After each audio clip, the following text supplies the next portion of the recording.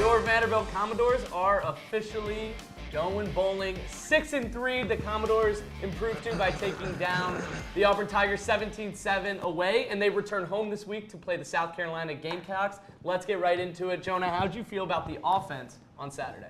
Well, first of all, congratulations to the Vanderbilt Commodores, gentlemen. First bowl berth since 2018, and this is a very different context than that bowl berth in 2018, right? They beat Tennessee in their final game to move to 6-6, just sneak into what's not a great bowl.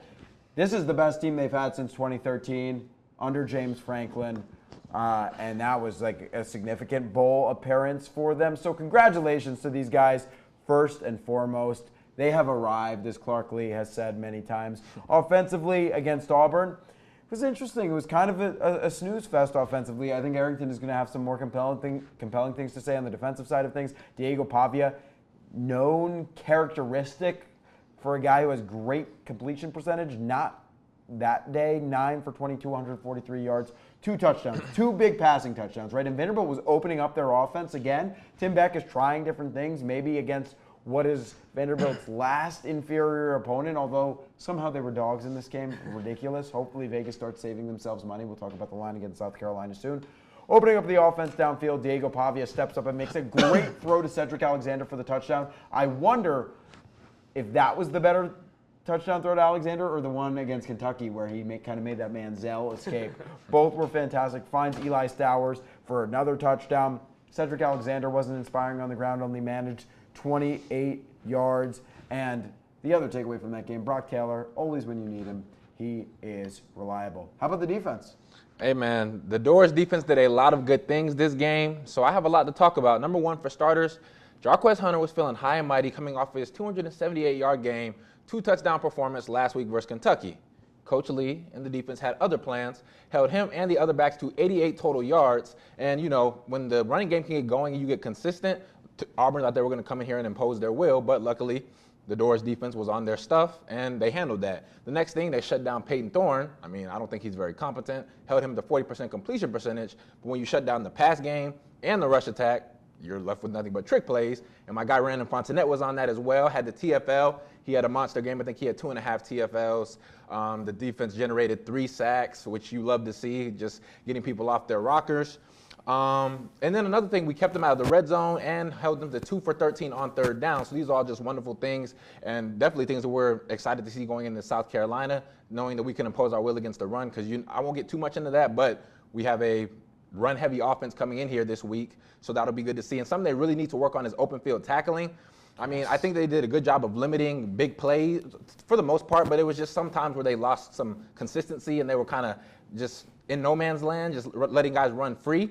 But I think that if they can kind of take care of that, capping the big shot plays as well as opening and tackling an open field, I think those would be 2 things that will be very big going into South Carolina. And we learned that this team is a gritty team that can always grit out a win, and we can win in hostile environments. People say Jordan-Hare is one of the hardest places to play in the country. Hey, we have something to say about that. 17-7, I'm excited for what the guys have in store this week. Defense was brilliant, as was the special teams. Most definitely. Totally underrated what the special teams has really been doing all season. Martel Hyde, Jesse Mirko, and Brock Taylor. I want to talk about Jesse Mirko. He absolutely changed that game, pinned the Auburn Tigers deep, 3 and out from the defense, kicked it back to Martel Hyde, 39-yard return into somewhere around the 20-yard line, and that is what jump-started the Commodores in the second half. The special teams was great, and really we won this game, in my opinion, from special teams, fewer penalties, controlling time of possession. It's those little things where we may lose the yardage statistics, but we win those, and that is how we win the game. It's what we've seen all year. We saw it again. Hopefully, they can do it again against South Carolina. Let's go ahead and transition into that. Vanderbilt is 3.5-point underdogs. Sweet. Once again. Makes no sense. Vanderbilt is 3.5-point underdogs to South Carolina on this home game. What do you guys see there? Yeah, so Vanderbilt, the 24th team in the nation right now, although we'll talk about it in a bit, but the college football's committee just released their top 25, and Vanderbilt is not in them for the purpose of the playoffs, which very weak. We'll talk about that in a second. But anyway, Vanderbilt, number 24 in the AP poll. South Carolina, number 26 unofficially after the big win over Texas A&M Saturday night. The line is a little bit more respectable. I think Vanderbilt should be favored, being that they're at home. They're the higher-ranked team. They have a really good resume, but South Carolina is building up their resume as well. Look, I think it's going to be a tough test for the Commodores. I feel really, really good about this team if they come out with a win. South Carolina has a pretty tenacious defense, right? They're ranked second overall in the nation in terms of defensive quality by Pro Football Focus, and especially where they make their difference is pass coverage. That is their highest ranking by PFF. Again, the 26th team in the nation. So it's going to be a test for Diego Pavia. And again, you look at Auburn. I don't look at Auburn the same way I look at Ball State. Obviously, I'm not saying that at all. But I do wonder if Tim Beck, looking down the line and thinking we're facing that South Carolina defense, and then we have LSU and Tennessee, I wonder if he was thinking, let's try some things here in a place where Diego Pavia is now 3-0, I believe. Yeah, that's right. Yeah. That's right. And then now let's open up the kitchen sink against South Carolina. I don't know. I just know that without a doubt, we have to halt South Carolina's momentum. They went into Texas A&M. Well, actually, I don't remember if that game was home or away, but they pounded Texas A&M. It was in South Carolina. Okay, pretty much from start to finish. That was a huge win for them. Guys like Josh Seller and Rocket Sanders. We've seen what these guys can do on the ground, but luckily we have seen how good Vanderbilt is against the run. So I think that'll be a matchup that really favors us in the end. They have a lot of design runs for Josh Sellers. And if you go back and watch the game, he was completing some passes, but there were a lot of dink and dunk passes where his tight end was making plays, where Rocket Sanders was making the most out of nothing. So although they pounded Texas A&M, I think it was more of an understatement on Texas A&M's part and more of incompetence on their end. And I think that Vanderbilt will be far more prepared. They know what they're getting themselves into, so we need to come into the game with that mindset that this will be a dogfight, as Jonas said. But I think it's nothing that we haven't seen before. We've seen athletes of greater talent, and we have capped them, so I'm not worried about it. We need to dominate on third down, certainly generate pressure, and like I mentioned, we have to tackle an open field. Josh Sellers is not going down with the first contact. Rocket Sanders is not going down with the first contact. And then they have guys like Nick Harbor who can come in off the bench and kind of take the top off the defense. So we have to be aware and prepare for all different facets of the game. But like I said, I don't think this is anything we can't handle. I won't give score predictions yet, but I see us coming out on top. Yeah, the message, if you're Clark Lee, it's simple. Just do what we do. Vanderbilt has had this recipe, and it's worked week after week. It's going to be good on good. South Carolina's a really good team. This is going to be a good game. It's a fun game, the close spread. It's going to be a good game. And let's go ahead and give our score predictions. I'll start us off with what we've been talking about with the defensive prowess of South Carolina and how I think we can contain their running quarterback as we did with Jalen Milroe. I'm going to go 17-14, Vanderbilt Commodores win. Wow. A defensive slugfest, Yes. A true defensive slugfest. I think in the classic Jonah Barban fashion, I think the magic number is higher than 14 to win the game. It'll be interesting to see how they contain Lenore Sellers. That's going to be a key. He's a guy who I think if you force him to pass, he completed 13 of 27 passes against Texas A&M, you can force him into bad situations. But if he's running well, if Rocket Sanders is running well, who we talked about had a big game last week, 144 yards, 2 touchdowns, that's where it's going to be an issue. Here's what I think. Vanderbilt 28, South Carolina 26. I think I'm going to go 24-21, fellas. Something I just thought about. Vanderbilt has been really good at generating turnovers this week. And this past week, South Carolina had 2 pretty big turnovers, and I think that'll be something that we can take advantage of. Because of that, I think we will win the time of possession game. So I think 24-21 is a fair game because they're no scrubs, but Dores on top, baby. 1, 2, 3. All three of us, once again, taking Vanderbilt. And with that, if we're all predicting a win this week, what does that mean for the college football playoffs? So the rankings just came out. Vanderbilt was not in the top 25. Obviously, only the top 12 are going to make it. Some are automatic bids, some at large. Vanderbilt likely will not get that automatic bid, is going to need that at large bid. Not in the top 25. Is there a route to the college football playoff for this team? Yeah, go ahead. I think so. I think people are just very hesitant to give Vandy any type of credit or any type of esteem just because of how much negativity the team is and the team is built up for ourselves just for like over the years. But I do think that this win will be like, okay, oh, you beat Auburn, oh, you beat Kentucky. Okay, now you're beating the majority of the SEC. Now we have to respect you. So I think that there is room, especially we go to LSU. That's a huge game. We have Tennessee. Like, we have huge matchups still left on the agenda. And, I mean, those are just more opportunities to prove ourselves and show that why we do belong. Us being out of the top 25 right now is ridiculous. I don't know who's voting on that committee. I saw Army in there.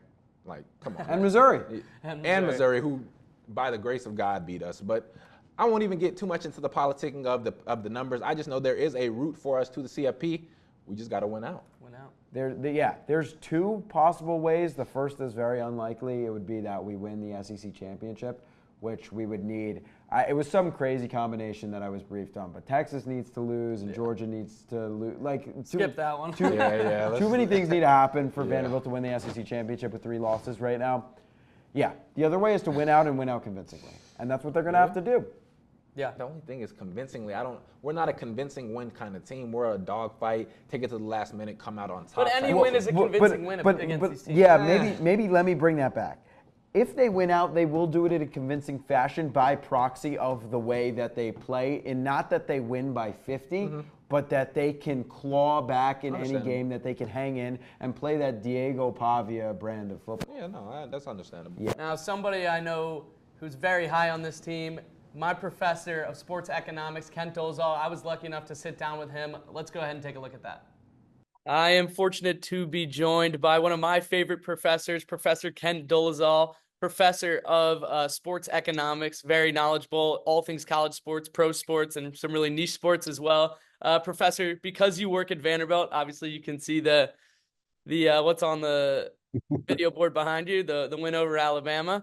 Love to see that. Because you work at Vanderbilt, what have you noticed about how the NIL and transfer portal new rules have impacted college sports, Vanderbilt sports? Who wins, who loses? What are your thoughts on that?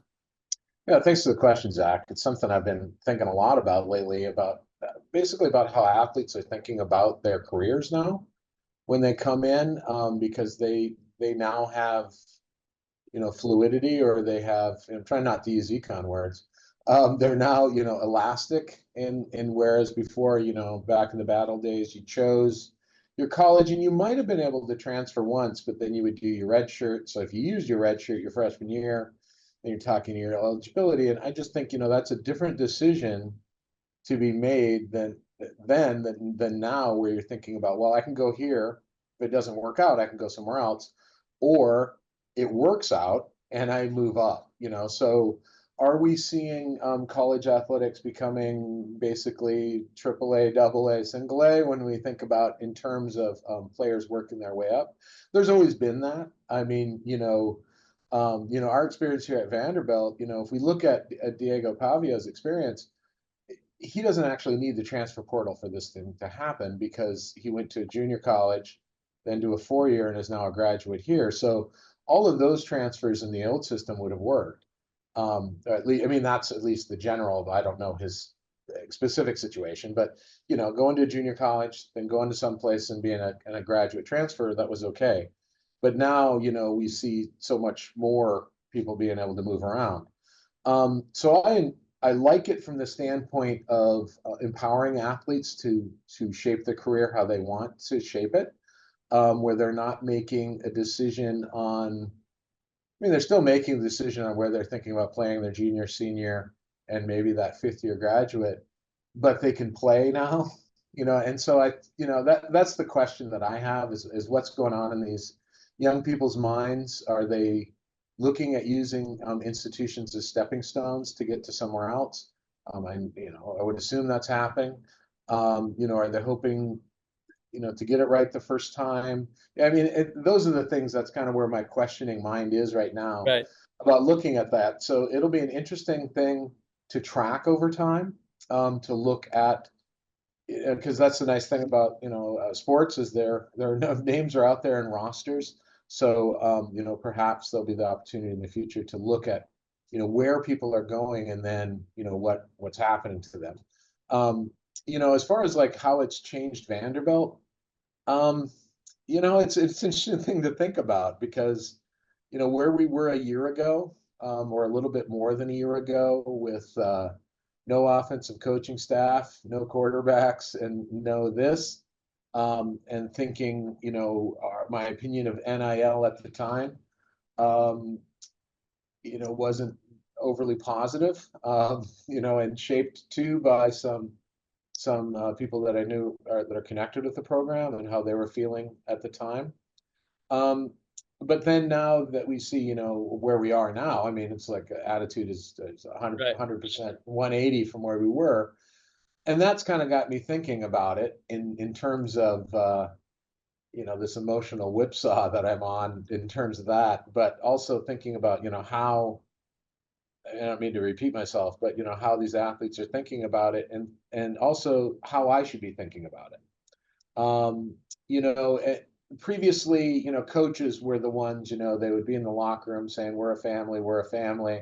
Oh, and here's an offer from a higher school, so I'll leave before the bowl Right. game. And we saw a lot about that. Now the players are on equal footing with the coaching staff. And one of those, I think that's positive because we can talk about, a brotherhood and being committed to common cause, for this year. And we don't have to worry as an athlete now, if our coach leaves, I can leave as well. I don't feel abandoned and I have this. So maybe it's changed the relationship there and empowering young people in that way. That's what I hope is happening. I hope, people are taking the other opportunities too to still be a student, while you're Right. thinking about these other options of moving up and down. Yeah, let's go ahead and get to that. I think there's so many benefits that we see for the athletes, the programs, the fan bases with NIL. But I want to ask you, as an educator, how can the NCAA, how can these schools protect the student part of student athlete and support these students? Yeah, I mean that's, again, that's the trade-off that you're trying to look at. How do we utilize these young people's labor in a way that's respectful of them, and also, cognizant of the idea that most of them aren't going to go to the professional leagues. And this is where I think you get into kind of the psychology of athletes. No athlete who believes they're that good believes that they're not going to make it. I mean, that's the part of it, is that commitment and stuff like that.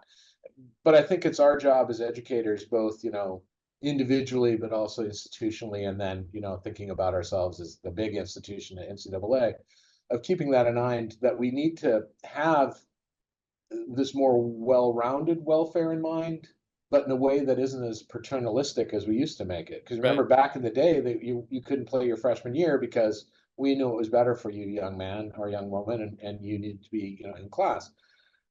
And that's important. I mean, to be in class, but to say that you couldn't play, that seemed to me a little bit more restrictive.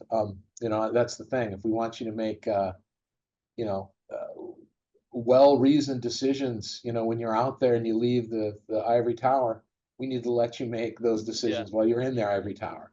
And so when I think about, I think, NIL makes us rethink our commitment levels in terms of, like, as I was just talking about, we can be in the program for a year, 100% committed. The idea that we're going to go get a different employer or whatnot next year.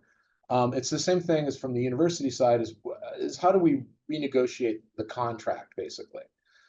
Personally, I'm of the view that if an athlete plays for your school as a scholarship, you should be, and if they leave, they should be able to come back and still go to school. I think that is the kind of the commitment that you should be making, is that we're committed to your education, even after you burn out or whatever it is in football or basketball or whatnot, you can come back to us, even if you've gone somewhere else. I mean, I think it's that putting up of saying, we're committed to you in a different way, in that long run way that you may not be thinking about right now.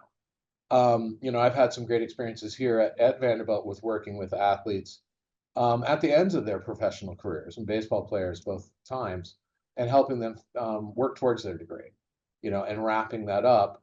And, it gives me great satisfaction to work with people that, were really focusing on that, really seeing that as an opportunity, but also seeing how their careers in baseball added to that and how that balance, all of this was making them a Absolutely. better person. You know what I mean?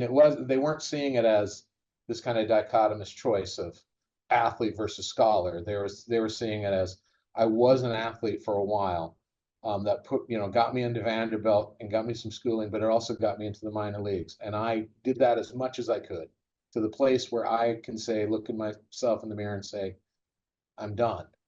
Now I got to go do that other thing. And they came back and finished their degree. And as far as I know, they're both out there doing really well professionally. Awesome. And it's that support, you know what I mean? And that's the thing, I guess, about, when we think about the NCAA as an institution, is putting up with putting the actions behind our words about saying it's scholar athlete and these kind of things. Well, if you're saying scholar athlete, doesn't mean the balance can be different at times. And so when the athlete part is done, I think we need to give them the chance to do the scholar. Right.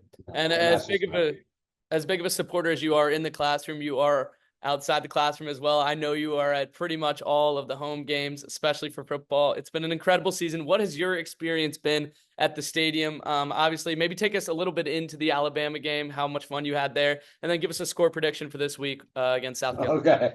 Well, the old score prediction. Well, it's been, I've always enjoyed going to the games while I've been here. This is my second year of being a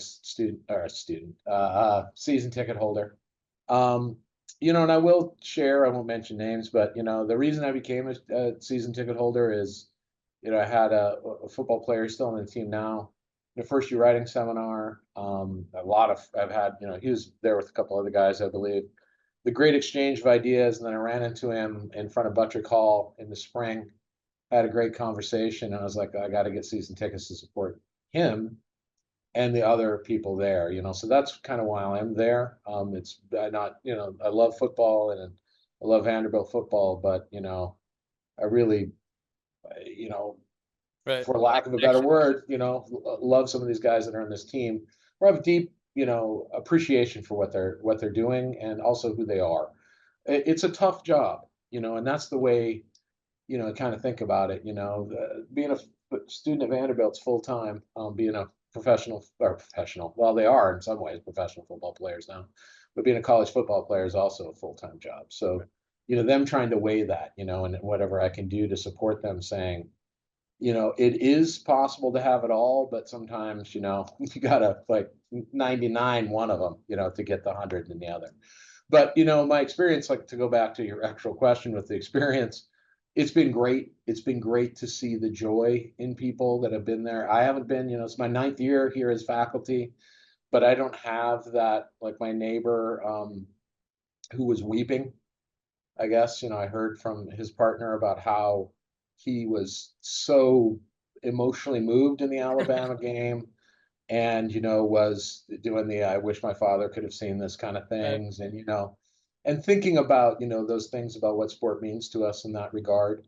And to go to, my experience this year is one of the things that I've really enjoyed is the togetherness amongst the fans. I will talk about in class how one of my wishes is to walk into a Walmart in the Metro Davidson area and see a Vanderbilt shirt, not just UTK stuff. And to see that come out and to see people being proud of being associated with Vanderbilt, which I think we always should be. And that's one of the things I think about too. I mean, you don't need to be arrogant about it, but that we do good things here. We're all grinders. That's the one thing. And that's why I really love about this football team. I think it does represent the university in a lot of different ways. And I think it's that belief when nobody else really kind of believes in you and that you're going to persevere and you're going to do it not only through your individual strength but through the strength around you. And so it's been nice to see that then reflected into the crowd. The Alabama game was great. My brother flew in from Nevada, and so that was great for him to be here and be part of that experience. I told him it was better because he was there. And it really brings that whole place of what sport can do for us, as far as community and family and those things. It's all there. I know, kind of rambly here, but then the Ball State game was great. It was nice to be at a home game, as I kind of call it. But one of the things that really got to me in that game was there was an alumni. He wasn't sitting in our section. And those of you that come to First Bank, that there's a lot of movement in the crowd, right? Where who's sitting where. So he came up and sat with us in our section for a little bit of the third quarter when, we started to make our move, and he's wearing the blue I'm going back to where I went to school, black and gold lanyard, so it has his name and his year and stuff. So, that he was connected to the football program. And, as Diego scores the touchdown in that game, the guy is just tears down his face, screaming, "I love this team." And, just to see his validation through this, his dedication was probably the same as the guys there now. He just never got the same rewards. And I think it's nice for him to see um, that Right. this type of team, these type of people can be successful.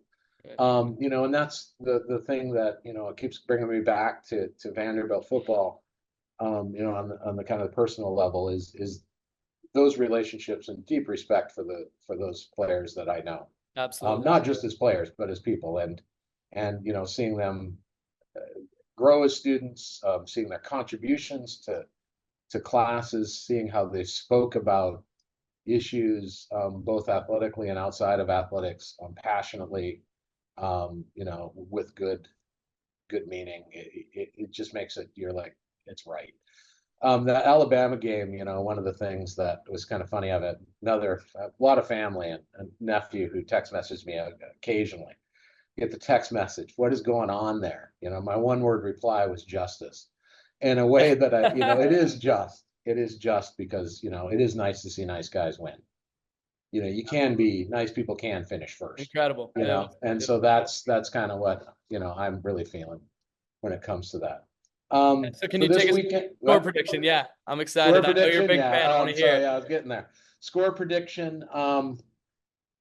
My gut says 24-17, maybe 24-14 us on that, of course. Us, okay. Yeah, I mean, I don't think, the thing is about, I watched, their South Carolina A&M game. Oof. The quarterback is mobile, and stuff like that. But, the thing I saw a lot of it too is what's going to be interesting about this matchup is there's a lot offensively that we do mirror each other a little bit. 100%. Mobile quarterbacks. I'm going to look at, a little bit of kind of option, whether it's two triple or not. I don't think South Carolina runs the option as not totally similar. as pure as we do, right? But they're still going to give you, I think sometimes we might have a pitch or a dive read. Yep. And the RPOs are going to be, I think, and that's the challenge is on the perimeter, but that's always going to be the challenge in the SEC because I don't think you can get a faster bunch of people together than the corners and the wide receivers of the SEC. True. That's true. And that, and then you have a quarterback in there who's also. So, but, the thing is coming out of that, Auburn game, going into that, what did that guy have? 200 some yards, and we held him to 12 for 50. We have the run defense to do it. Yeah, and so, and it's this, bend don't break defenses, which are always going to be, short fingernail defenses because you're going to have them in here a lot. You know what I mean? And but it works, and it really, again, it comes down to the fundamental thing of an option team. You got to have the ball, and you're going to have to, and through your offense is going to mean that you're going to have to win the, time of possession game. It's the same thing, that Coach Lee is saying there in the room. It's all about time of possession when it comes to the option. And, it's a great, I just really enjoy watching this offense from a person that's been around football. I just think it's a really well-crafted, well-stepped, or the next increment in it just seems to be natural from an offensive standpoint, but I don't know what the defense is all the time thinking about that, because you still got to worry about the steps 1 and 2, right? And cover 3. So, yeah, so I think 24-14 is starting to feel a little bit better to me as I talk about it. But it'll be a dogfight because it's the SEC. Yeah, and that's going to be good. And that's one of the things to go back to our original question about the NIL. We're seeing a lot of parity in the SEC, and I hope that's what holds. Not just because it, means we're part of the mix. It also means that we, as the football public, get a really good product that we can, not only enjoy, but we're just seeing some tremendous football games out of the SEC this year. Every game that we've been involved in has been just an absolute barn burner, except for the Alcorn State game. Yeah. But you look at some of these other ones, and you're like, as far as value for money, when it comes to a consumer product of SEC football is certainly, super. We'll see how that translates to the playoff. That's the thing that I worry about. That you have my sister is an Oregon alum, so I Okay. kind of, and I root for Oregon State. So there's that part of it. Maybe I don't want to give Oregon too much credit, but just about what the strength of schedule, I think, is Yeah. more on the SEC. It'll be very interesting down the stretch, and we'll see. I mean, Commodores still have 3 really tough games, and they could really end the year in 2 very different places depending on how those 2 games go. That'll do it for us here, Yeah. Professor. Thank you so much for joining us. I really appreciate your time. Hopefully, we'll see you in the stadium in First Bank this weekend for the Commodores to hopefully beat the Gamecocks. Professor, thank you.